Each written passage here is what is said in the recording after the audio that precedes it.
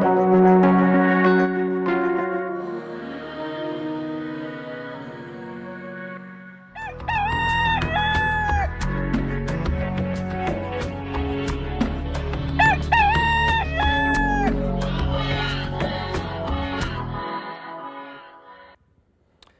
is Eyeafrica TV on Monday, the 27th of January, 2025. Welcome to the week's premiere edition of the Good Morning Africa program right here on Africa TV, and wherever you are around the world. Thank you so very much for joining us. We are happy to be back again this week to bring you another brand new edition of your famous morning TV show program in the Gambia. And of course, we are happy to know that you are always there to accompany us when we are here to discuss pertinent issues and developments happening in the country. I hope you had a great weekend. Wishing everyone a fantastic week ahead. And yeah, thank you so very much for joining us. And somehow we apologize for the late start in the program. But yes, we are ready to take you through in what we expect will be another very interesting, as always, interactive and informative edition of the program. And thank you for choosing us, and welcome to the maiden edition of GMA of the final week of January 2025. Yes, mbokk yi ñu ngi leen di nuyuwaat beneen yoon fii ci Africa TV, amaat mbégte dellusiwaat ci beneen édition Good Morning Africa programme bi nga xamante ne da ngeen ko tàmmalool suba bu nekk bu waxtu bi jotee ñëw ànd ak yéen waxtaanee réew mi ak tolluwaayam. ñu nuyu leen ziar leen bu baax fi ngeen mënta nekk ci biir réew mi wala ci biti réew, comme ni ngeen ko xamee ci biir semaine bi dooree ko altine bi àjjuma saa su nekk dañ fee ñëw ànd ak yéen waxtaanee réew mi ak tolluwaayam, te tamit noonu lañ fas yéene àndaat ak yéen ci jotaay bi. ñu ngi leen di jaajëfal baax a baax fi ngeen mënta nekk, di leen nuyu, di leen ziar bu baax, di leen ñaanal jàmm yi tamit, di ñaan tamit jàmm ci réew mi, di nuyu di ziar tamit ñi nga xamante ne ñu ngi bàyyi xel jotaay bi fu ñu mënta nekk, surtout Gambien si nekk ci biti réew ci diaspora bi dañu bàyyi xel, waaye ñi nga xamante ne tamit ñu ngi ci réew mi ñu ngi leen di bàyyi xel bu baax a baax, di leen jaajëfal baax ci ànd bi, waaye tamit ci safo bi ak kóolute bi, di leen wax jërë ngeen jëfati ci loolu.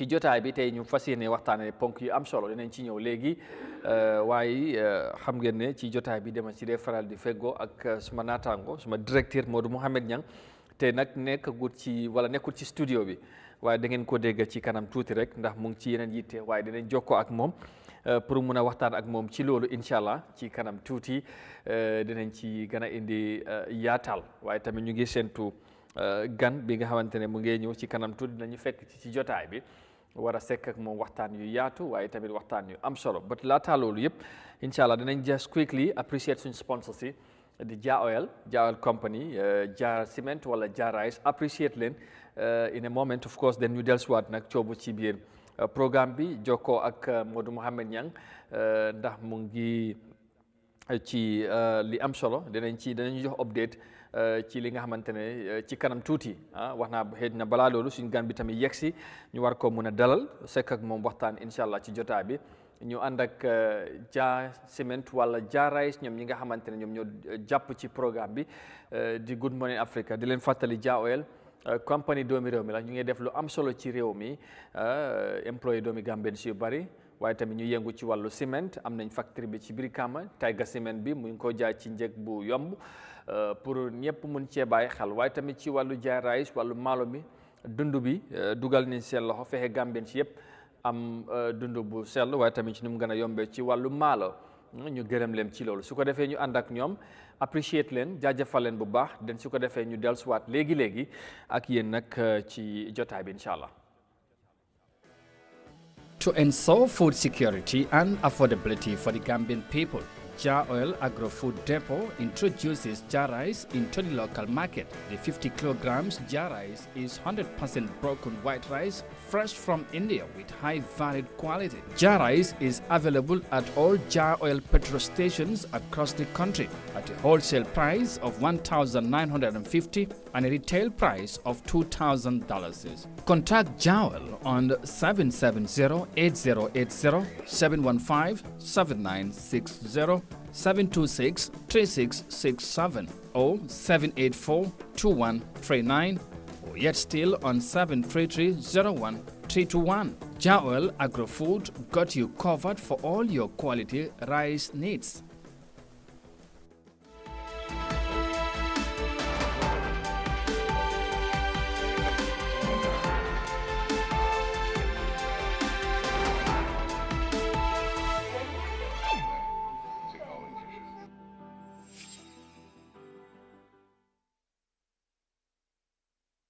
All right, welcome back. Su ko defee ñu dellusiwaat ci programme bi ñu ngi leen di gërëmaat bu baax a baax ci ànd bi ak Eyeafrica TV seen programme bi di Good Morning Africa tey ci altine yem ak ñaari fukki fan ak juróom-ñaar ci weeru January 2025 comme ni nga ko yàgg di àndee ak yéen ñuy waxtaanee li gën a fees ci réew mi ak tolluwaayam léegi-léegi maa ngi koo wax ci jotaay ji xam ngeen ci xam ne ne dama ci dee faral di ànd ak Modou Mohamed Niang waaye tey nekkul ci biir studio bi mu ngi ci biti li ko waral mooy Ministry of Transport ak NRA officials yi ñu ngi tàmbali li nga xamante ne mooy too li nga xamante ne mooy road construction sites yi nga xamante ne ñu ngi ko amal ci Greater Banjul area of course ci part of the country wala mu ne ko ci biir réew mi yëpp fépp danañ fa dem fi nga xamante ne ñu ngi fa tabax ay wala di far ay yoon ñuy ànd nag Modou Niang bokk ci too boobu danañ jokkoo ak moom ci line bi pour mu indi leeral ci too bi fu ñu jëmagum incha allah ak tamit lan lañ war a mën a jàngat ci fi ñu jëm waaye mbir mi samedi la tàmbali ñu dem ci Kanifing municipality nga xamante ne OIC road si ñu ngi fa mu doon lu am solo. waaye tamit ñu dem Demba West Coast Region foofu tamit ministre bi ak NRA officials yi ñoom ñoo ci àndoon su ko defee loolu tamit mu doon lu am solo ci inspection bi nga xamante ne ñu ngi ko def jot nañ cee garal ay kaddu dinañ déglu permanent secretary minister of Works and of course Transport and Works àdduna ci too bi ak lan moo tax ñu jóg waaye tamit dinañ déglu ministre ba ci boppam honorable Ibrahima Silla moom tamit àdduna ci ñu ànd a déglu leen ñoom ñaar ci kaddu yi nga xamante ne wax nañ ko ci too bi buñ ci jógee jokkoo ak Modou Mohamed Niang ci line bi waaye ñu déglu di permanent secretary and the minister himself first the PS.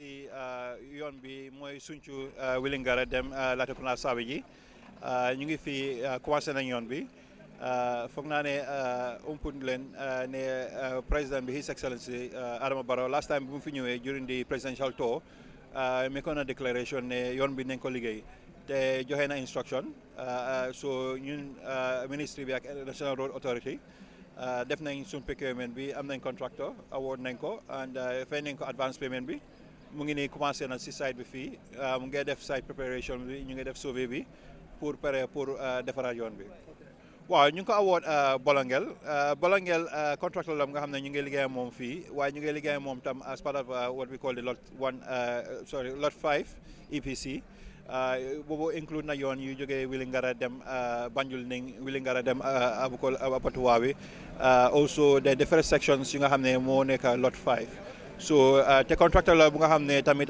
he's performing very well since we ko joxee contract bi he has achieved more than 50%, which is even ahead of the schedule. Moo tax nag ñu am confidence ne yoon bi nañ ko jox te gis nañ ne nag buñ ko joxee ñëw na fi commencé na yoon bi. waaw so yoon bi xat na and lu ko xatloo tamit mooy ne marché bi yaa ngi amee all union marché bi fii which is very important and busy. yaa ngi amee tamit nakal taati Bundung Latrikunda Sabi ñi marché bi fu mu dee connecté si other end bi te da nga am taxi yi marché bi am nga parking issues yi so li ñoo def mooy dañu bëgg a liggéey section by section so yaakaar nañ na within 18 months nañ mën a liggéey yoon bi waaye tamit xam nga dañ soxla cooperation of the community and the public because yoon bi suñ ko liggéey am na area yi nga xam ne foog ñu tëj ko ñu mën ko liggéey mu baax so loolu noonu na soxla ay diversions so nañ xam naa nañ wax liggéey police pour ñu make sure ne tamit nit ñaa ngi respect rules yi because xam nga yoon bi suñ ko préparé ba pare ñu start di ko seal duñ mën a allow moto yi ñuy faa jaar so nañu jàppale ñoom tamit ñu muñee noonu rek tuuti nga xam ne ñu tam suñ ko liggéeyee ñoom tam ñu kontaan si suñ liggéey. waaw loolu dëgg la yoon fii am na yoon yu bon yu nekk fii si diversion bi so li ñoo def mooy ñu ngi toog waxtaan ak contractor bi su identifier section bi moo liggéey den moom moo war a ñëw wax ñu ne diversion bi la bëgg a use den dañoo defar li ñoo ooyee traffic management loolu mooy plan bu nga xam ne dañ wax ne ok fii la ñoo defar den ñu wax askan bi pour ñoom ñu use saagum foofu noonu waaye su ñu defar section bi dañ suñ paree ñu ubbi foofu noonu ñu move on to the next section so inshallah loolu mooy suñ plan te bëgg nañ tamit like I say ñu work ak community bi because ñoom tamit ñoo gën a xam yoon yi fii ñoo gën a xam area yi nga xam ne tamit moo gën a baax so we will work with them waaw.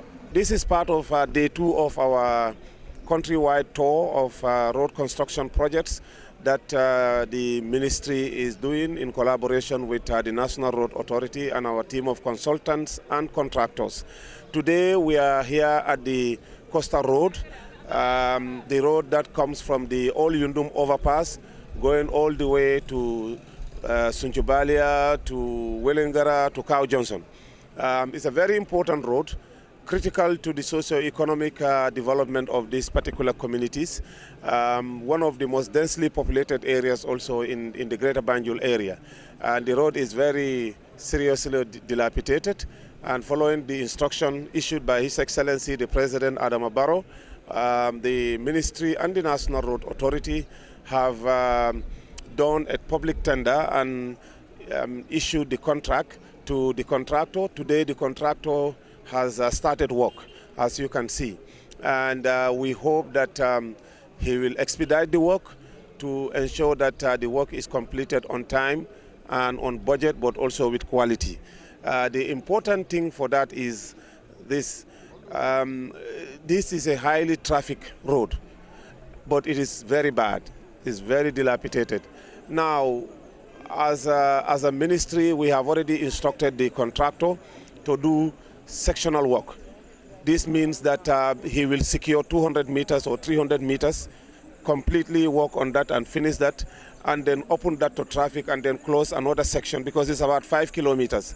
If you want to close the entire 5 kilometers, that will bring a huge disruption to economic activities in this area. And that is why we have designed it that way. And through this, the contractor will also be able to maximally mobilize and then, work on some of those sections quickly, and then, allow the traffic to flow. In the meantime, we want to call on the motorists that are using this road to obey and, accept the fact that, they have to use the diversions. This morning, as you could see, it was a challenge. The drivers were refusing to use the traffic diversion. As you can see, some of them, in fact, they are coming into the place where we are doing the road construction. So this is going to cause a lot of delays if they don't actually respect the traffic diversions. Because what that will mean is that the contractor will not be able to do any work. As you know, the contractor has no power to stop anybody from using the road. The police have to help us really enforce this diversion rule. Because if not, the work will not be able to finish. And it's unfortunate that, but to say this, but really the attitude and behavior of some of our drivers is unacceptable. I mean, you cannot see a road sign, telling you to divert because there is construction work. You refuse it. You can see already the grid that has caused, that has been caused on the construction side. So you see, the contractor has just demobilized, has just stopped work. So they have to help us, accept the fact that, this construction work will cause a lot of inconvenience. But we can all go through it quick, fast, if they, obey and respect the traffic diversions. And we want to really appeal to all the businesses, the community, and also the motorists to respect the traffic diversions. And we hope the police can help us station at least 2 people here that will enforce the traffic diversion. If not, then the work is going to be seriously disrupted. All right, that is the Minister of Works and Transport, or Transport and Works, Ibrahim Asila, speaking there on the, of course, in their ongoing road inspection tour, which started on Saturday to yesterday, and of course today they will be crossing over to the other part of the country. And of course, before him you had from the permanent secretary, his permanent secretary, of course, the same ministry, of course, Mr. Matar Cisse, also elaborating on the importance of the tour. All right, su ko defee mu ngi noonu comme ni ngeen ko déggee noonu ci ministre bi di dal di ñëwaat ci li waral taw bi ak lan mooy seen mébét surtout ci yoon bi nga xamante ne xam naa suma waa ji moom moon ñang kontaan na moom mu ngi ci line bi dinañ jokkoo ak moom straight waxtaan ak moom ndax bokk na ci ñi nga xamante ne ñoom ñu ànd ak ministre bi ci taw bi diggante démba ak tey ba tey tamit dinañ cross over pour tàmbali ci other side of the other parts of the country. Mon ñaan ñu ngi lay nuyu bu baax naka suba si xam naa ne tey moom sa doo wax dara sa weekend neex na de allo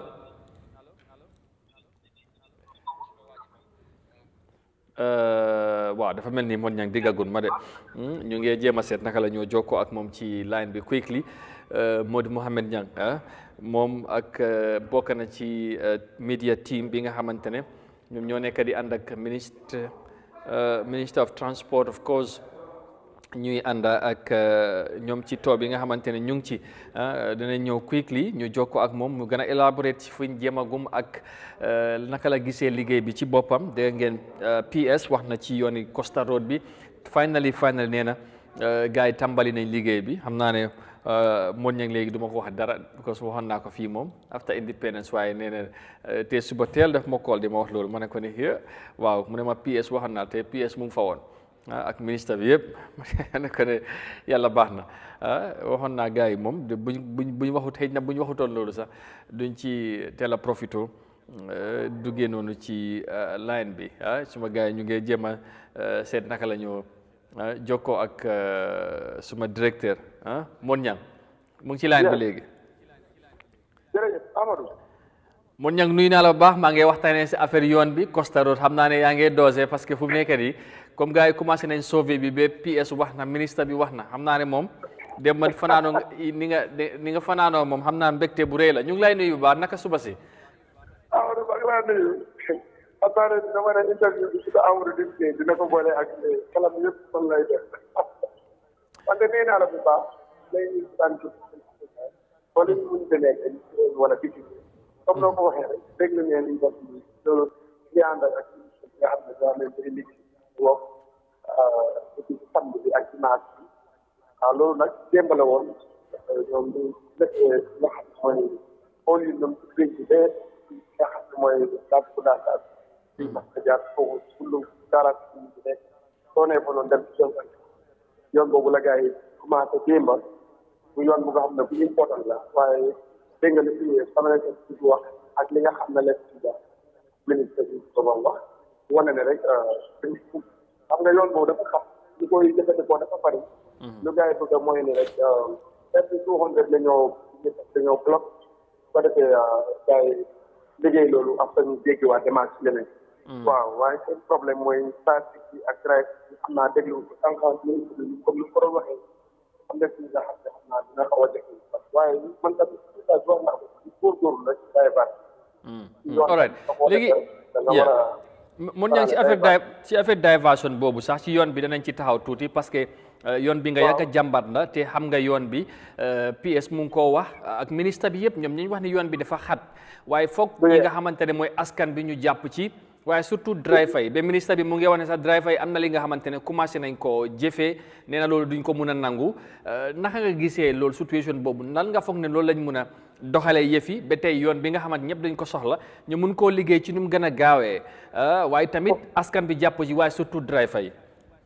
ok loolu Amadou loolu yomb na waaye am nga yoon. soo ne nit ki bul jaar fii da nga ko naan jaar leen fii dañoo liggéey bi moo tax war a jaar donc moom war naa laaj naa ko wax ko léegi comme ci garage Olindum wala ci tànk bi foofu noonu ci gannaaw Olindum primary school bi foofu ba suñ ci alaaj am na divers waaye lii problème bi yoon bi baax soo ñëw war nañ mën a study divers bi balaa contract bi di commencé pour soo ne gars yi bu leen jaar fii gars yi dem jaar fii waaye da ngaa jël ne diversion su baax da ngaa nekk di poussé si ak driver yi ci yoon parce que foofu ay téeméeri nit ñooy génnee ci ko boobu noonu ñii di dem Latrikunda ñii Banjul ñii Serekunda so noonu la ñu wàccaatee te ñëw so moo tax poos li war a jëkk a defar mooy divers yoo xam ne dinañ waxtaan ak ñi ci xam pour ñu ñu gis ne fan lañ war a mën a xaal bi nga xam ne ni suñu wàccee ni ñu tali bi nit ñi dina sumur pour ñu dem seen dem ak dikki bu mu yomb waaye loolu amutee rek dina nekk jafe-jafe trop pour nit ñu aaye driver li nga xam ne lii mooy yoon bi waaw. all right balaa ngeen doon yegg si démba ci West Coast ba ngeen yegg si Costa Road ñu ne finally yoon bi mu ngi waaj a tàmbali am na yeneen béréb yi ngeen dem tàmbali ko samedi dem ngeen béri KMC Kanifing municipality bi ci OIC yoon yu bari dem ngeen seet fan la liggéey bi toll démba ngeen ñëw West Coast ci too bi naka nga gisee liggéey bi parce que dañ jàpp ne fii ak match ba mai latest dina fekk ni ministre bi waxee liggéey bu bari war naa fekk mu pare. waaw am na solo bu baax wax dëgg yàlla soo demee si soo jógut sax yoo gis yoon yi nga xam ne ni government bi nekk na di def very important roads yoo xam ne ni connection bi baax na dina yombal dem ak ci dëkk bi and I think yoon boobu su paree yaakaar naa ne comme soo am président bi ñëw wala any other political party bi ñëw ci bloc yoon bi connection yi ma gis noonu su askan bi xamee léegi tey foo bëgg a dem mun ngaa def sa driver nga dem li nga xam ne dafa dema ci dina yomb c'est very important su amadi soo ko gisee te pari na parce que pari na trop pour limal la ko sax dina liggéey sax dina jafe parce que saa ni ñu ko liggéey mooy dafa am loot 1 and 2 loolu da ko gars yi di saa ne am fii lu Kanifing parce que mooy yoon bu jógee ko Kanifing si la bi tànn boobu mu ngay dem te boobu is 99% li nga xam ne mooy achievement yi ci gars yi def den tam am na ren yoon bi tam am na bu nga xam ne nii mu ngi jógee ko Kairaba Avenue boobu tam 90% li nga xam ne mooy ak li ci gars yi am na beneen bi nga xam ne tam mu ngi jógee si Johnson Joko bi jógee ko Kanifing industrie bi noonu ci sport yi bàmmee ni noonu waaw dugub bi jël si Jokko boobu itam gars yi boobu itam ñu ngi ci 85% am na bu nga xam ne tam bundung bi highway boobu is 99% boobu moom mooy sa yoon bi den yooyu yëpp bokk na ci ñu si jéem nga dem Brufut so yooyu noonu yëpp yoon maanaam bu si nekk daal et something percent 90% moo fa nekk li si des Amadou mooy problème yi nga xam ne mooy maanaam pour yooni ndox yeeg yooyu noonu yooni ndox yi waaw yooyu moo si des waaye dem ne démb nag suñ ko jigee dem ne Wellingara mooy Tabakoto noonu 5 ku ko xamoon fu mu nekk moo dem ba ci abattoir bi mooy buroa bi ku nekk Banjulin bi ku dugga noonu si boori lopitaan bi noonu dafa ku nekk foofu nga génn si boori police station bi so boobu itam boobu moom lu ci des bëri na parce que gars yi ñu ngi ci kawam mu leen wax ne boobu liggéey bi def na bu baax bu liggéey itam jokkoo dem direct ci bàmmeel yi diggante bàmmeel yi christian yi ak muslim yi ci Old Jofan foofu boobu itam liggéey bi mu ngi gars yi mu ngi ci kawam waaye foofu itam am na des na lu bëree bëri kon nag soo fa jógee nga ñëw biiri caane liggéey yooyu des na yooyu mu ngi continuer bu baax a baax te tali bi qualité bi tam laajte ne la ko waaw man laajte naa ko 5 foto rek suma façon yi tali yi ma la dee wax parce que wax gis nañ ne qualité yooyu moom génne ne léegi correct standard la ñu wax de waaye caakiri yi daal suñ demaalee bu moom mooy tali caakiri yi wax dëgg yàlla gisatu ci suuf moom li ma gis yëpp ci correct standard rek laaj naa contract bi ak ñi nga xam ne seen xel dafa màcc ci loolu anyway amul very good road am very important road yoo xam ne di government sample nañ ko suñ ko paree dama gis traitement bi dina yomb bu baax ok waaw xam naa ne comme yaa ngi ànd ak ministre bi ak ci too bi week bi yëpp danañ jéem a jokkoo danañ bëgg di jokkoo ak yow ci line bi incha allah xam naa ne ci tënk rek waaw ci tënk rek samedi bi mu am lu mu léegi bari yu mu la ci leeralal suñ jaar samedi ba yow pièce waaw mataat waaw ok waaw dama bëggoon a wax ni ma ne ci tënk rek xam naa ne waaw suma gan bi tey xam naa ne mu ngi la doon laajte fekkul la fi tey suma gan bi Sirifo mu ngi fi moom laa dalal tey amul fii fu mu laay ngay gestu nga koo dimbale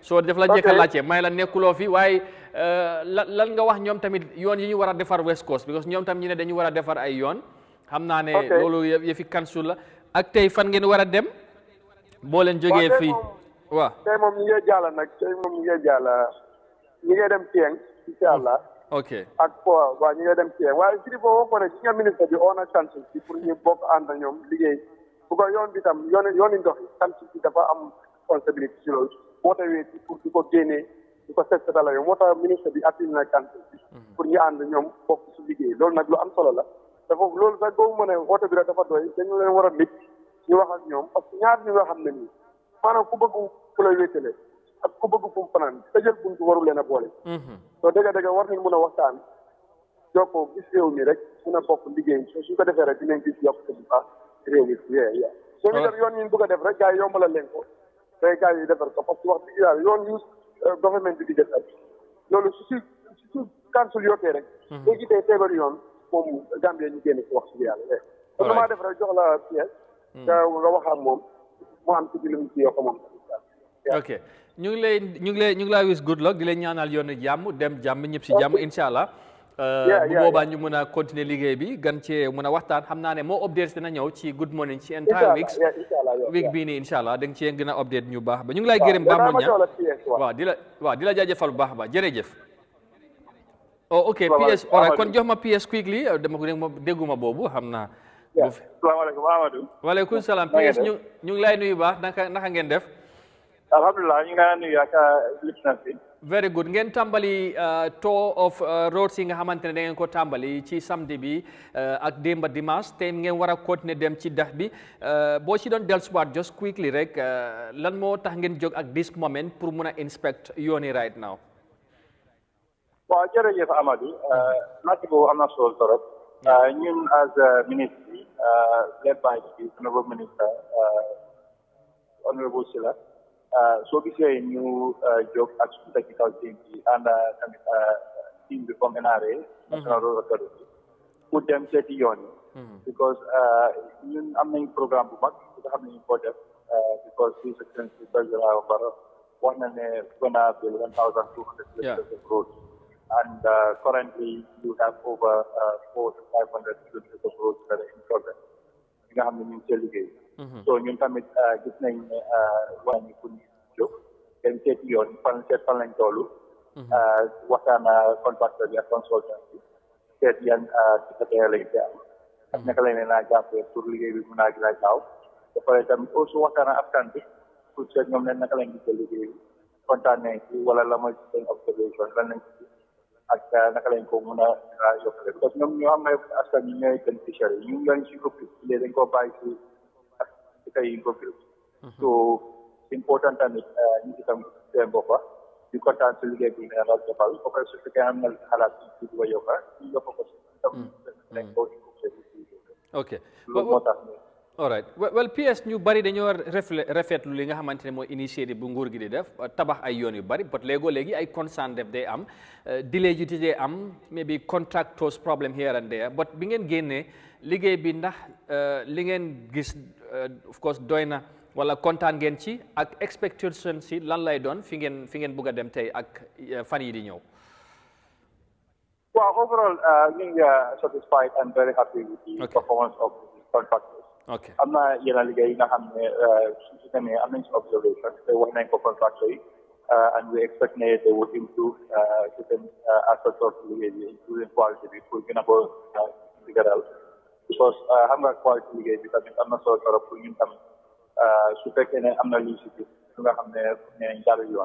You want them because we have because liggéey bu nekk depend on fan lañ ko def comme par exemple Greater Banjul Road gis nañ ne projet bi jëlee nañ because am na yu bëri yu nga xam ne do with ay service location mooy pour doxal ay courant bi ak ndox bi lu nga xam ne ñu ñoo ko def suñu projet because lu bëri nawet ñoom amuñ fan la seen service si nekk so da ngaa gis ne loolu noonu daf ñu dee affect a lot because ñun suñu projet bi almost 15% of suñu projet bi goes towards toxal ay ndox bi ak courant ak ay gamtel so lii yëpp daf ñu slow down dafay tax ba ñu ngi defee liggéey bi ak ñu ko def na gaawee waaye tamit other observations tam ñu mooy ne sometimes xam nga yoon yi daf dee xat te ñoom suñu bil yoon bëggoon nañ ñu yaatal yoon bi nga xam ne askan bi nañ ko mën a jëriñoo comme ni mu waxee so loolu daf dee involve pollution so loolu tam dañ see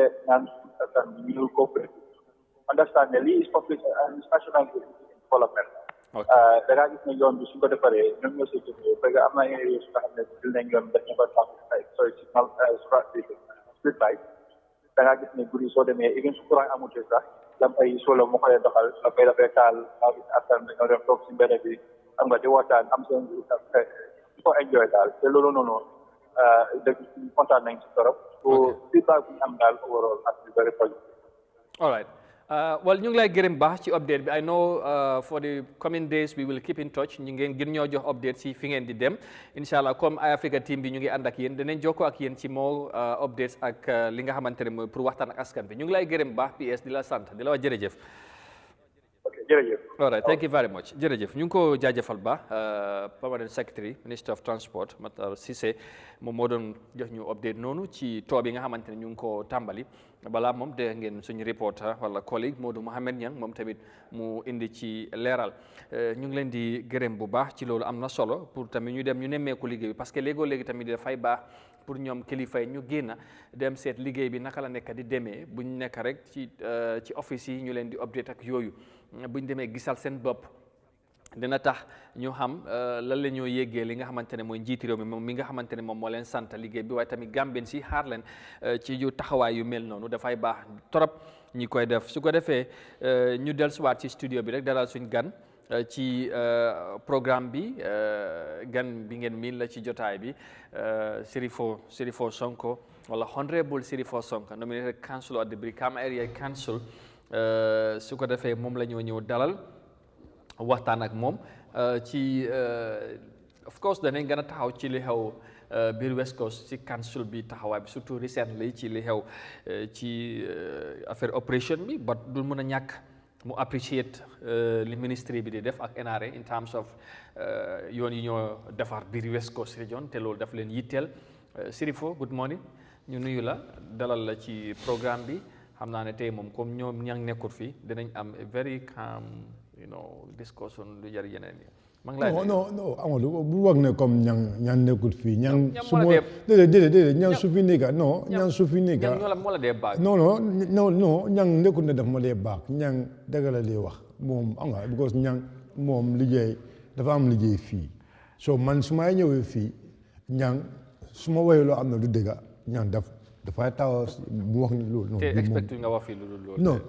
non dëggu la non. dëgg rek lañ fa ne nga fee wax. non waaw ba dëggu la am nga lii problème ñang liggéeyam ma nekk di def. man dama la wax nga nuyoo léegi nuyoo. non yaa ngi bëgg a attaque ñang soo dama bëgg a wax ne ñang liggéeyam la nekk di def. gis loo tey mu ngi ànd ak ministre bi. soo liggéeyam la nekk di def soo bu nekk fii nga bëgg a maa jagasoo ak ñang li moo def loolu lay def. man su ma fi nekka lu ma bëgg a wax naa ko wax amoon. kenn du ma aar pour ma bañ a wax dëgg. so situation bi loolu la nekk. Good move from the ministry the inspect ongoing roads especially in West Coast foog naa ne yow da ngeen koo mën a tàccu at least léegi surtout yooni Costa Road bi gis nga nawet bi ni askan bi di sonne foofu ak yeneen roads yi nga xamante ñu ngi ko defar across the country but mainly in West Coast as a councillor of the council foog naa loolu da ngeen ko mën a appreciate but equally moon ñang mu ne probably there's a need pour ngeen mun a collaborate with the ministry. Are they ready for that? ngeen liggéeyandoor pour askan bi. Is the ministry ready for that? Of course they must be. I mean if they are ready for that, I mean we've seen the sample in KMC. What sample? Come on, we've all seen KMC. They mobilize revenue. The KMC mobilized revenue to do road construction. The thing is, Amadou.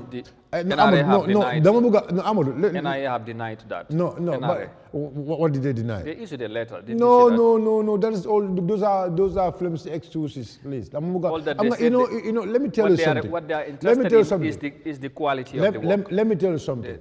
Whatever quality they are interested of, those people are ready to give the same quality. You understand? So the thing is, development of a country lies in the hands of everyone. Yes. In the hands of the ministry, in the hands of the local council. Especially. Let me tell you something. If you go to other part of the world, like government doesn't do developments directly in regions. Yes. Government give it to local councils. Yes. Local council implement the they are directly connected to the people. Yes, they are the one directly connected to the people. Normally, even governments is as they work in public highways.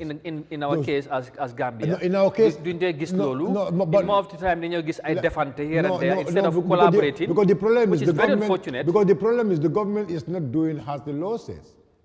That's the problem. Because if government is following the law, I don't think every one of us will follow the law. But government, let me tell you something. Now I understand that there is what is called decentralization. Yeah. But why the government is not respecting decentralization? Are they not? No, they are not respecting decentralization. Because yes, they are not respecting it. In what because the law said, I understand that. The problem is you cannot be a defender here. No, I'm not defending anybody. So the problem is so you say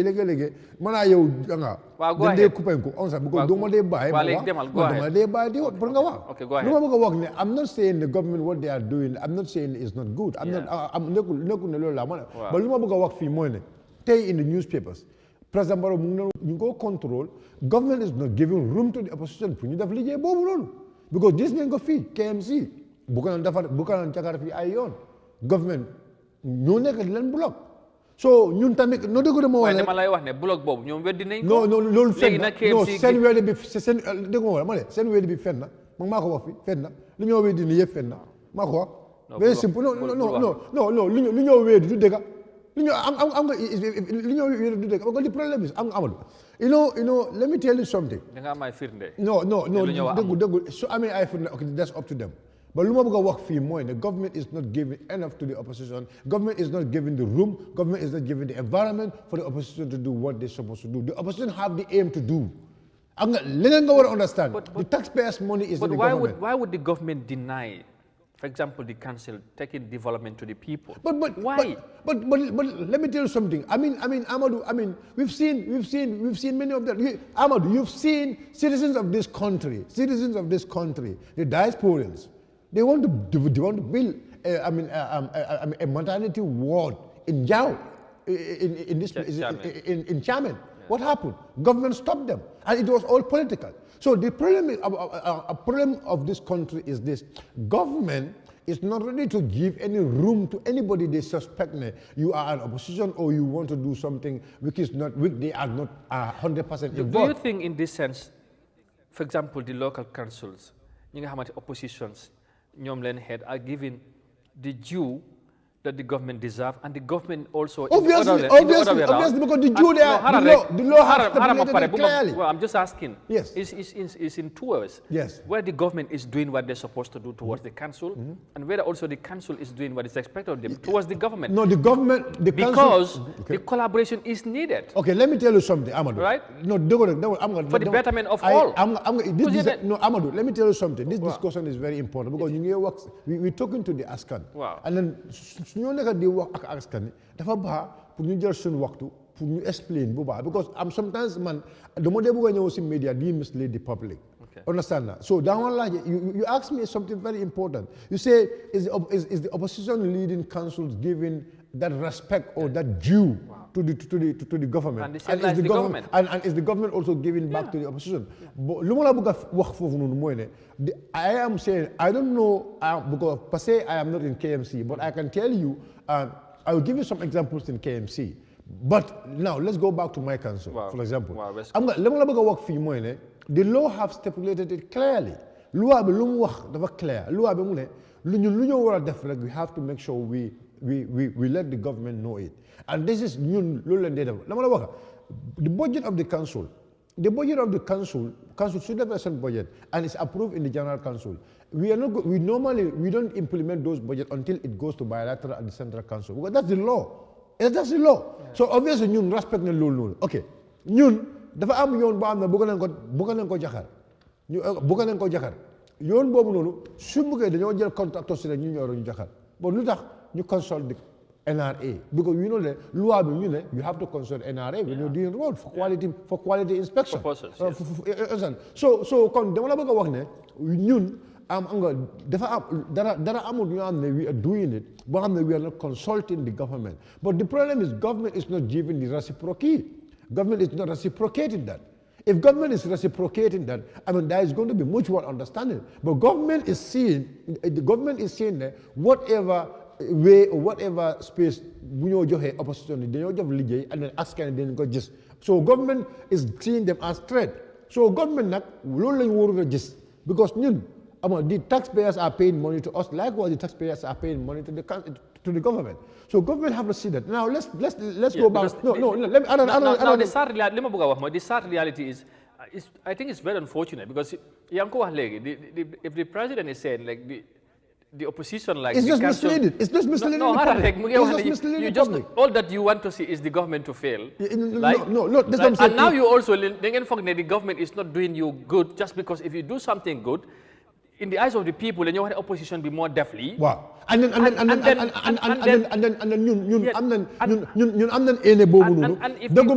the government sees that you are trying to undermine them somehow, so where does that leave us as a country? How are we undermining them? That's the problem. No, and that's the question so now the point is because whatever we will do, because it's not the government to take permission from us per se.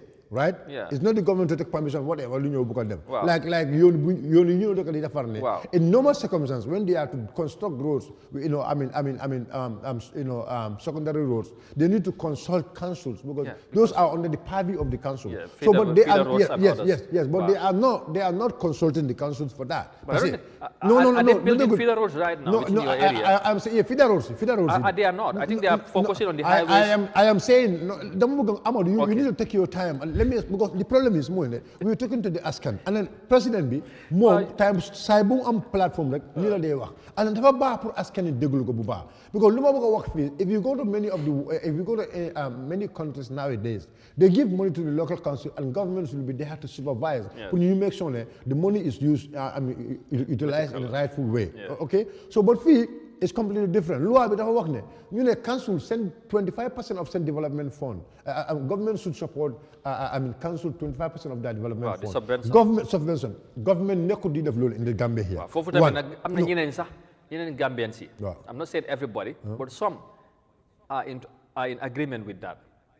Ne council si nu ñoo doxalee nii already ñu ngi jël xaalis si askan bi and they are alleged embezzlement already. Let me tell you something. To some people, there is a problem. Let me tell you something. Right? Now, to some people, there is a problem. Let me ask you something. Let me ask you something. Lolu, nakala muna neken right. You know, Amadou, let us be very fair here.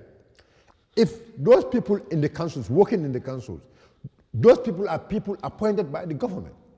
Now, I'm going to understand, Lulu. Those people are people, they are appointed by the government. So, government what do we expect from the government? So, leadership. That's why leadership, to have a good leader is very important. Because, right now, for example, Banjo, send finance director, then go suspend. And suspend, and government go suspend. It's the government. Wow. So we expect the government to do its oversight function. You just whoever they appointed, you appoint, you scrutinize you check you up. You just you doing to the max. So it's not about and then so you want to use that as a justification. No.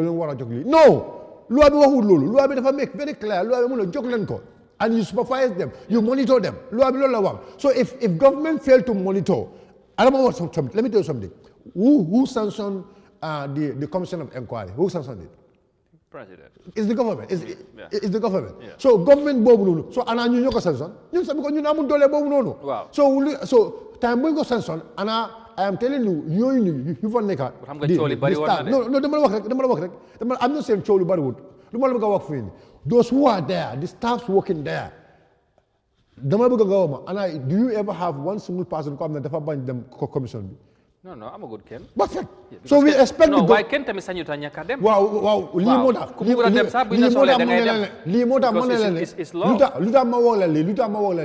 Because the understand government have the entire powers. Government have the entire control.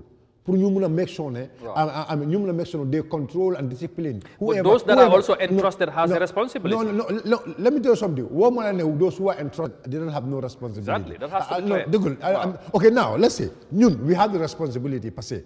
Jonga. Since 2020, was it 2023? Yes. We have the responsibility. Yo, time we on council. This embezzlement, but you ask commission. And I fight. There has been some but now, do you know what was the stand of the government? Government, people know they embezzled more than $200 million from West Coast. Today, those people are working in another country. The argument government puts forward more than due process to be followed. No, but I'm not saying that they don't want the due process to be followed. But we follow the due process. We do it as per the law. If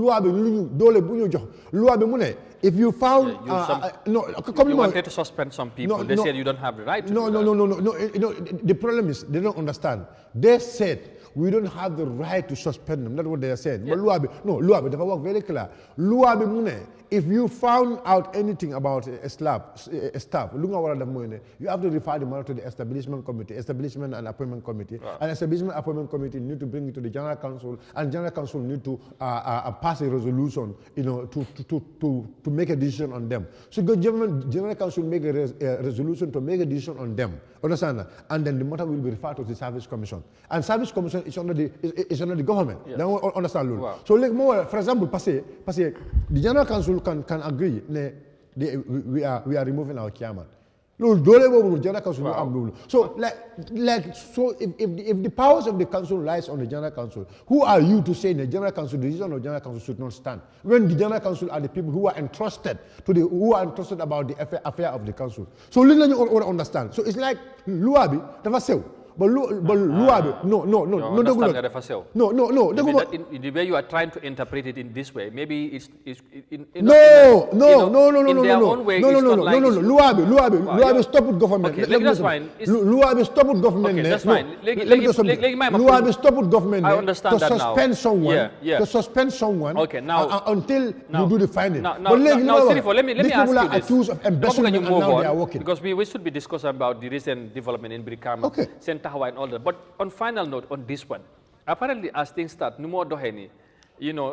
government and the council, you are holding the public to ransom. Don't say the councils. Don't say the councils. The councils are ready to work with the government. It's the government who doesn't want to work with the councils. Don't use the word councils here. We have an open door policy. You have to allow me to ask you. There is no time the government call us to come. We do not answer to them. Yeah, but apparently there's a way that you are looking at government. Government, you the whole no, how do you know that's the way we're looking at them? And what the Gambians, you collaborate, work together for the interest of the Gambian people. But like we are not looking at the government. Look at what the president has said. No, that is the view of the government. Yes. But our view, and I'm telling you our view. We believe government, anytime government call us for collaboration, we are ready and we will run for it because we want to work for the Askan. So we see if the government, whatever whatever kind of work you want to do, it's through our budget it was approved, so we can able to sponsor 300 students. This year we will sponsor about 600 students. So again, so is open for the but government. So how many times anything Lubuga held, for example, just this recent operation? Okay. I mean, at some point they feel that the government has an agenda. Yes. And why should they? And we are vindicated. Right? And we are vindicated. It's not like we feel and there was no proof about it. But why should they have No, because this is Amadou. Is it about politics or is it about what? Amadou, sometimes we have to join together and expose illegal actions and expose, dirty actions and expose, then we have to come together. You just say you are a journalist or so. We are citizens of this country. The development of this country lies in the hands of every one of us. That's why we try to engage you so we can find a way out. Understand. Right? Wow. The point is, there is no time there, you accuse the government. Anytime we have a proof and evidence about it, and one thing dama bëgg nga understand yalla dafa ñu dimbal torop suñ suspect or suñ am an intel dafay nekk true and the action will always happen. So lolu dama bëgg nga understand the councils especially in Brikama Area Council our door is open for the government. There is no time government demands something from us. Let me tell you something. Brikama Area Council is one of the councils that we always pay our dues. Let's say Galga, we always pay our dues Galga at the right time. Any institution, any institution, the council have to pay their dues. Understand that? We are always paying it in time because so we are not law. They over respect law. So the moment understand law. So it's government who is not ready to see us progress. This is the kind of belief that but there are proofs, Amadou. Don't say this kind of belief. So, okay, let me tell you something. Let's go into our topic now. See it this way, that's how you think government sees you. Government sees you otherwise. But how? How could you work honestly? Let them bring in proof. Let them bring in proof. Right? Let them bring in proofs. Let me tell you something. Be fair with me. But let them bring us proof. But do you believe is this the way to go? No, I am. This is not the way to go. This is it. But now, let me tell you something. This is not the way to go. And let me tell you something. Today I think I have to expose so many things for people. People don't understand how we are ready to work with this government and how this government is rejecting us and how this government is fighting us. Never about people expose them. People don't understand. You see, don't understand the Minister of Local Government. He went on a tour, and that was a time that became KMC. The current minister? The current minister, Ahmad Ba. Ahmad Ba, yes. You understand that very well. But and I don't just become, do you show him in West Coast? Not yet, maybe. That's it, no, that's it. So it did not come, but we went to him. Ñun suñu chairman bi, dafa duga motam bi, mu dem up to the minister's office. Just for the development of West Coast. Definitely. So, dama bëgg pour nit yi understand li. Understand that. They don't come to us. But you go to them. But we go to them. The members of the parliament and director of governance, they came to our council. We have a meeting with them. We give them what a guy their plan. Because our door is open for them. So they don't understand. And now, all this burunga Operation Clear the Road. Time mu ñëw ci West Coast region. Bala ñoo dugga fofu. Because boobu mooy nekk ci next point of discussion. Okay. In as much as you have a good intention to do, there are certain things li nga xamantene collaboration bu amut, it will be difficult for ngeen attain those objectives that you want to do somehow. And government same wise also needed collaboration with them.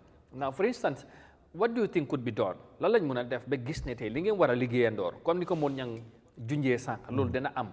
Because president is elected by the people, the chairman is elected by the people. So the interest would be to serve the people of the country. So is it, at some extent, it's because of political reasons or whatever reasons, that this, defante sort of mungi bari sen diganta. But in your own point of view, lan nga fu ne buñ ko defé that collaboration dana fa mëna nekk. No, it's not. It's nothing much. It's nothing much. The government have to respect the law of the land, because luabi and the policies and the policies and the plans of the government is already a blueprint. So let's follow the laws of the land and the policies. If we follow the laws of the land and policies, but interest la government because the problem is the government doesn't want to see the opposition councils, because the government is seeing us as a threat. Whatever you as a positive. But why? No, because that's their mind. That's the kind of government we have. I'm sorry to say. That's the kind of lunatic government we have. Government is seeing you as underminers. That's the kind of doom government we have in this country. That's the kind of, a narcissist government we have in this country. That's too harsh. No, it's not about us, but that's the fact. Because the problem is more than nekut no ñun amul enemy.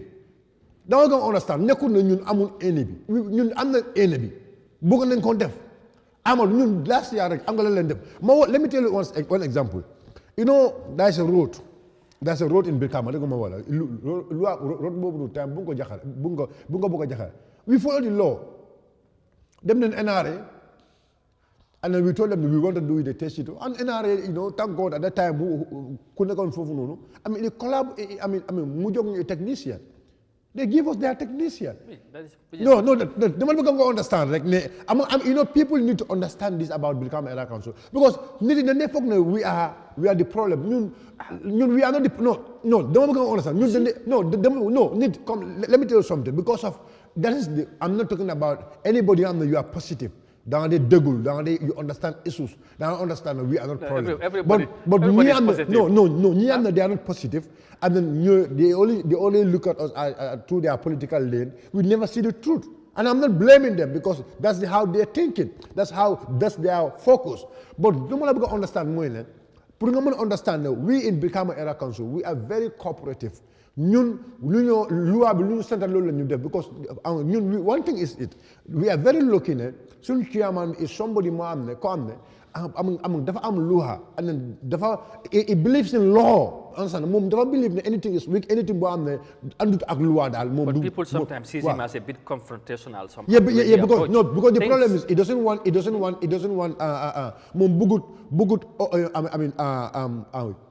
use dole. Come like bugut nit ko amna dal buga ko like I don't know. Bugut jaay dole dal. Bugut gis nit di jaay dole si askan. He is a human rights lawyer.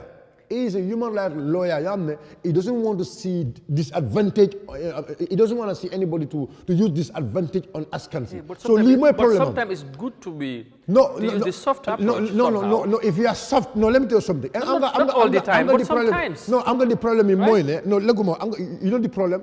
The problem is, people, when time bomb and define like a soft on the ground, he is always soft. So if you sit with him, you're hungry. If you sit with him now, this guy is down to earth. Yeah, he's such but the problem is, so Lolo, let me tell you something. Balangan just go up. Lola Demen Sisuf. Imagine this governor who is doing all this, who want to put us ransom. Nyata yon mom, duga si motam, nyata yon mom doh from his office to governor's office, for mom for the development of West Coast. So nyata yon mom mudoh tangam, mudembe police station about this operation. So lulu at those times are times the fact of a guy, step by step, dangan dal. But so they maybe you tear sabat, you press la, you over press la, it's like when you are about to die. Suffocate.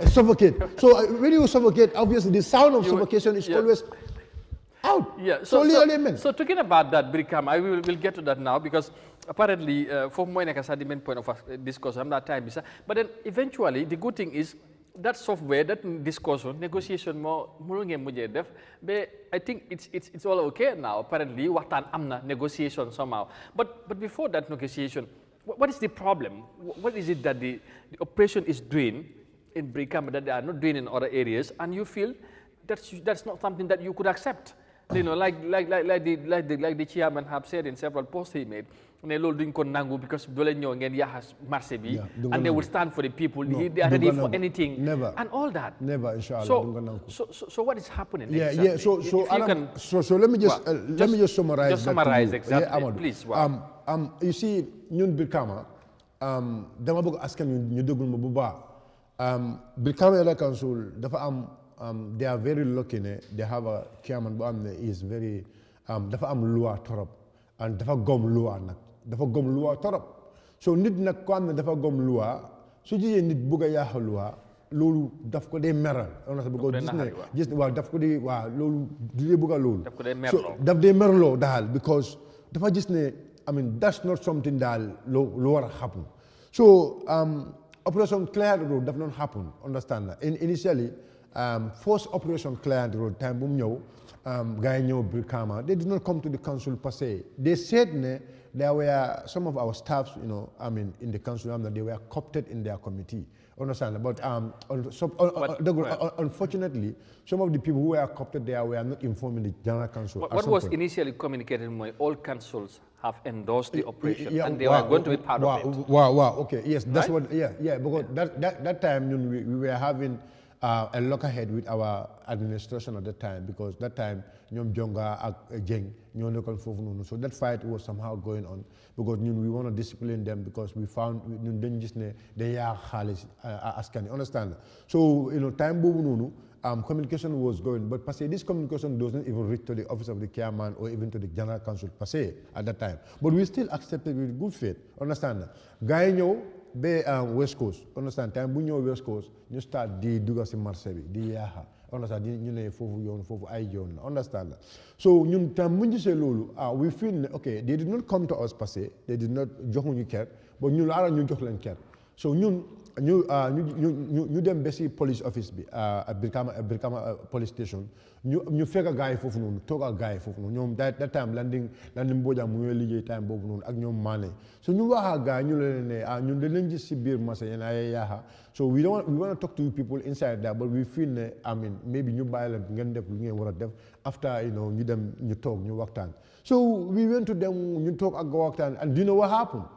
ñun bés bu ñu dem si gars yi waxtaan ak gars yi the following day the army chief of staff CDF. Wow, CDS, wow. Chief of Defense of Staff. CDS, yes, Chief of Defense of Staff. Moom mu ñëw foofu noonu IGP, understand that the governor of West Coast, understand ñu ñëw and then they were going around the market, you know, they work fee dafa wara demolish, fee dafa wara demolish, fee dafa wara demolish. It's like they were escalating the demolition. You know, they have to do more. Come they have to add in more. So you understand that you just what's up, what's going on again? So we went back to them again. You know, no, I mean the authorities, stakeholders, they are approved and they have to clear all this place. So you know, okay, fine. The roads and the streets. The roads and the streets, you know, especially inside the market. They have to make sure market is very open and the like, understand? So you demand guy again, you work on a guy, you know, but this is market. You need to understand. We show them the law. I mean, plus people are doing business. At some time, you know, if the road is getting congested at some point, the business is getting big, you know, councils can close those roads and make them market. Council, understand? So, but yes, still they were insisting. So it's like the thing was escalating, understand? So you stood on our ground, understand? So you stood on our ground, understand? You just IGP ñëwoon foofu noonu. No, bala IGP ñëw. Okay. Understand? So you know, time bu ñu seetlu that ngeen bëgg a bañ. No, bala loolu. I'm going you know, people need to understand. Ñun time bu ñu waxtaan ak gars ñu gis ne they were insisting. Time bi moo tax ma waaw time bu wax no, I'm coming soon. Ñun time bu ñu waxtaan ak gars ñu gis ne the thing is getting, you know, out of hand. So the chairman put up a statement that we were going to summon them to court. And to put an injunction, we're going to put an injunction, you just whatever they do within the market, you stop. Understand? You know, like, it's going to be a court order. So you summon Minister NRA, you summon physical plan, you summon the police, understand? For them to stop whatever they're doing within the market corridor, understand? So that process was going on. Time when you say press statement, and then they lay off a little bit, understand? So you know, we are silent. So you then be time Tobaski, dafa am yoon bu ma la waxee ne yoon boo xam ne ñun ñoo ko construct understand yoon boobu noonu ngeen teg fa vendors ñu tag waaw yoon boobu so ñu gis ne di yoon bi dafa war a jël almost about 21 days, you know, balaa before it's going to be motorable, understand so yoon boobu noonu balaa mu wow so ñu ne vendors yi time wanteer pour ñu toog foofu noonu ñu use foofu noonu gars yi ñëw foofu noonu ñu ne vendors yi génne foofu noonu time mu ñu ne vendors yi génne foofu noonu understand ñu dem gars yi pour waxtaan ak gars yi ñu arrest suñu benn kini sin bena council or understand so time when you say loolu that is inside the market, yeah. Okay. So time when you say loolu understand push and pull ñëw ba bés bu tiagas yëpp am fine. The following day the IGP came there with the team. Time bu ñëwee foofu ñu waxtaan ak IGP ñu ne dégg I mean what operation lu ñëw dëkkal di def ni moom si boppam ak gaayam yëpp ñu ne is undone ñu ne moom si boppam ak gaayam ñu ne that should not happen. You know that should not happen. So now we have agreement. Agreement bobu nonu mu ne so if a guy buys in Bali ko jëlé fofu ak so you'll be responsible for whatever and you accept it. We will take everything. That's so fine. time when you fast forward time when you have agreement bobu nonu everything was going smoothly until the recent communication. So when they said they are going to be decisive on their operation, yes, you see it otherwise. Yes, because why? Literally we see it otherwise because we already have an intent. Our matter was become an area council, become a market was discussed at the security councils. Security councils made imagine the matter of become a market is discussed at the security council. And when there are thousands of robbery, you know, going along, the country. But now the security council with the president and the so sit and discuss about how to demolish become an area council. Because of they know, because of whatever reason. Is that a perception? No, it's not perception. It's a truth. It's not a perception. Understand? That was no, I'm on the because this is very sensitive. I have to speak. Understand? But you are speaking. No, Doguma. But now, to our surprise, the governor of West Coast region, Nyona, Fofununu, become a market. Wow. We building stores, right? Mu guy ñu na guy yeb gene fofu non relocate.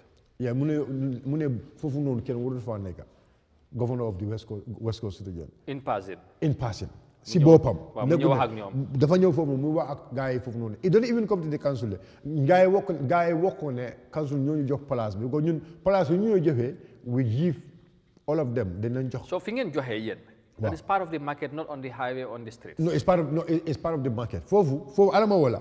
Fofu yoon bobu non ñun ñoko jakar tamit. Yoon bobu ñoko jakar. But time bu ñew the first operation time bu ñew they remove everybody in that place. But when they came back we agree we have an agreement that no, we will align this place. You make sure it's we make the same style, the same size, and everything.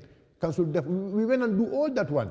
You plan everything in order. People are building their stores there. They're having pedestrian,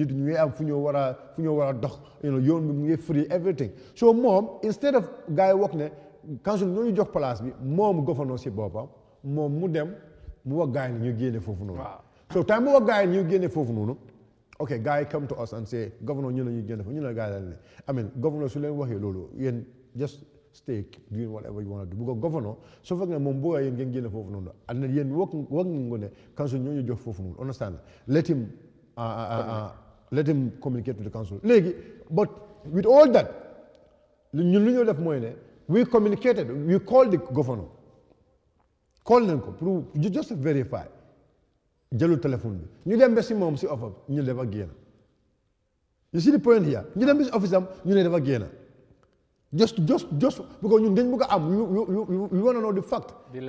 Yes, sir. So you nega fofu nono after communication be governor del swat fofu nono again. Si baba move del swat mune guy you gain mune anyway now work police you gain fee. So we were there the following day be understand governor see okay best one the police def statement be that very day police best mun joxe statement bi police ñew fofu noonu the same place ba am na governor bi ñew c'est good but thank God King Koli mo lead the police at that very day time buñu aki fofu noonu mo mu gis no but this place is I mean ñun information bu ñoo dégg ak lu ñoo fekk fi is completely different this place is nice and everything is okay but anyway I am going back to report to my seniors King Koli them for almost about 4 or 5 days ñun déggun dara. Everything was calm. Everybody is doing their business. Okay, a day bala issue bi governor ñew fofu nonu mu dem the police commissioner of West Coast region, deputy police commissioner, the OC Brikama and the operation mu wo guy pour ñu uyuko. So the commissioner told his junior men, the deputy commissioner and the show pour ñu dem uyu governor bi. So they went to the governor wax guy ne dama bëgga yeen ngeen dem demolish fofu nonu fale.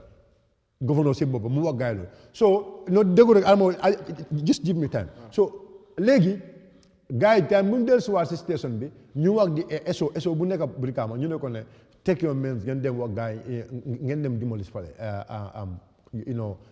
fale stores bu nekk boori courthouse bi ak Brikama Ela Council ngeen dem demolish ko so ñooyu maa bi ñëw foofu noonu very sober guy very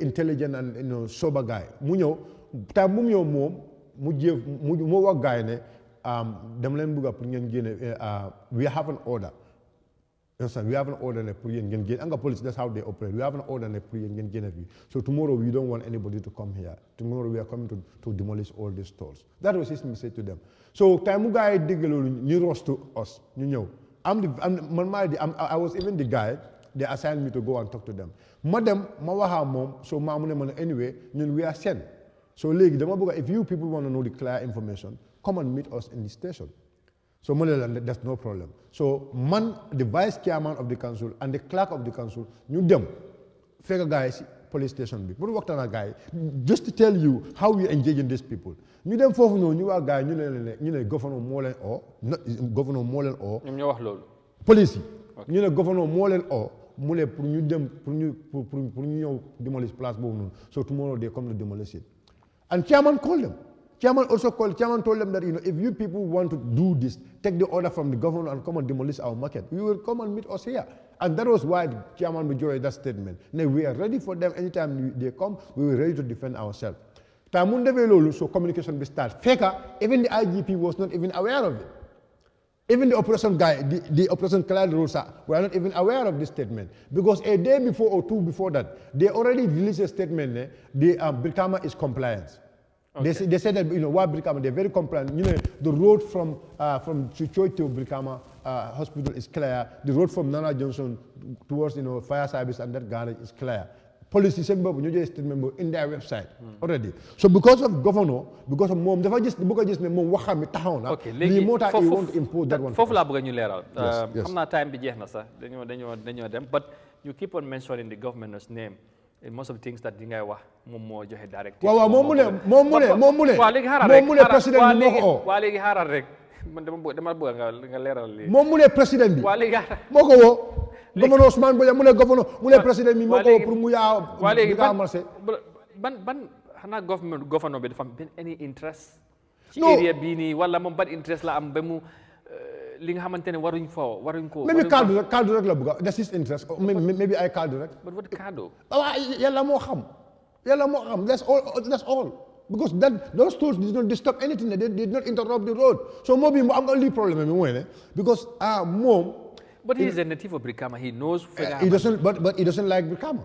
No, you cannot say I that. swear, billahi, he doesn't like Brikama. No, that guy, I swear, wallahi, munna what? He contributes nothing to the development of Brikama.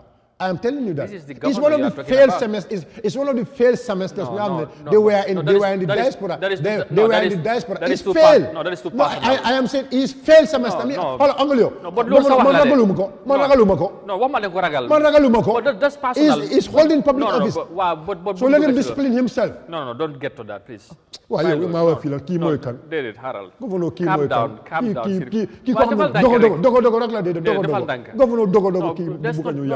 Don't get to that level, please. This is not personal discussion.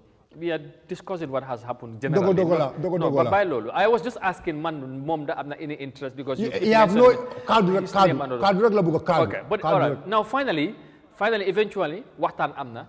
I think everything is okay. No, I'm only problem. Right? Let me tell you. I saw Party Diallo came there. And the governor himself was there as well. No, he was not there. He was not part of the discussion. No, he was not part of it. Let me tell you something.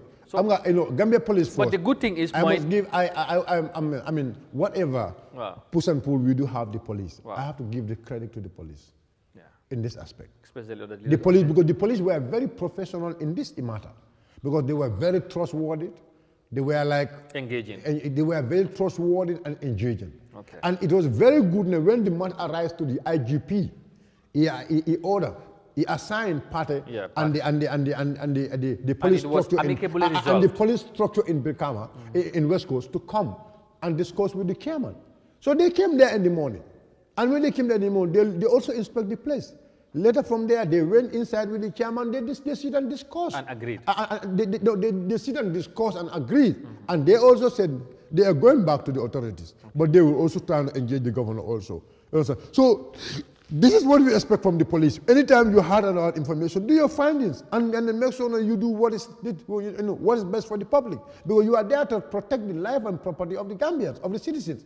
So police, actually, their behavior at that very day, about this matter, I really applaud them for that, because when they give the devil where the credit. That's good. So if I understand you here, just finally, the council is not against the operation, and maybe there are some things that were happening and you are not we are not against. Look, we are not. No, let me just. We are not against. Let me tell you something. Yeah. We are not against Operation Clear the Road for people to have access to free movement for for emergency purposes and the like. Okay. But we are against any operation to clear inside markets. We will never and ever accept that anywhere within West Coast region. I am telling you that we will never and ever. Let me use the word never and ever. N-E-V-E-R and E-V-E-R. But people have had you enough. No, why would you need to spell that? No, don't understand. We will never and ever accept anybody who intrude inside our market because of with the so-called name Operation Cloud Road. We will never. Why so-called? This is I'm telling you something. Money. You're using the so-called name because telling me that you are clearing the road, I say it's okay. But clearing the market inside the market, we will never and ever accept it. Okay. So the moment asking you understand become era council, we are open. All right, but asking because the people are the people. I mean, because it was the people of West Coast region. Ben minute la may la bëgg nga elaborate. This is another great initiative. This chairman has been very active during, of course, recently, going to different markets, make sure that toilets are in a good condition and all that. But yeah, when I saw this, I really applauded the move. And Lulu, but you don't want to elaborate, just in 1 minute, please. Okay, Lulu, thank you so much, Amadou. the chairman, this year, 2025, we will do a lot, inshallah. Okay. This great. is why chairman, already we have set a kind of development and maintenance team. BAM is a construction team within the council. It comprises almost about 19 to 20 youths, young men with talent, electricians, plumbers, tilemen, masons and the like. So these people, they will, make sure, they will build and they will do maintenance and the like. So all the toilets within West Coast, Marseille, they are under the council. Their sanitary condition, we want to see it very clean. Because council never get a sector tank those sector tanks will be going there regularly to make sure that these toilets are clean. So we also appoint toilet attendants to make sure all those toilets are clean. Because lulu defa ba. And they are paying their taxes. Yeah. So their condition so has we are to not. So we are not only collecting affair mbalit. Because mbalit time some mbalit talks in ñew. So they collect mbalit, but but this thing toilets is very important. Right. So we want to make sure if you are even need if you have any complaint about any toilets, within any market fee, make sure you call the council, and council will make sure that we will give them clean toilet, very clean one. You can able to have yours, fix yourself comfortably. Right. So this is initiative one the chairman Simboba Moko lead, and in fact, he will be going with them even during the building process and maintenance. He himself is going to be on the ground because he will be working with that section. Closely. I have seen seen the pictures, and he has been on the ground with them, which is very good, and because he's there to serve the people. We hope they would, of course, take also. Gonna collaborate with government, because that would be for the interest of everybody. Sirifo, thank you very much for coming. I think we had a fruitful discussion. And then like the first question you asked me, actually we had some little debates there, like about the ministry is going on for this road, this thing. I welcome the idea per se, but Lumabuga work more let them be very careful of kickbacks and the like. So let roads be very strong. It's not just jakar like before, because I want 2 years, and at the end of it they have to maintenance them. So let them make sure they give the right technicians do the needful. You make sure because this year I know government is spending a lot of money. Almost half of the budget is going on road construction. So if our money is going on road construction, we are having more debt. You understand? So we expect for the next 50 to 100 years. That will be very important. So I really applaud them for doing that. But there are other needs too. Extend our message to the chairman that we want him to be here again. We have been saying it. Good morning.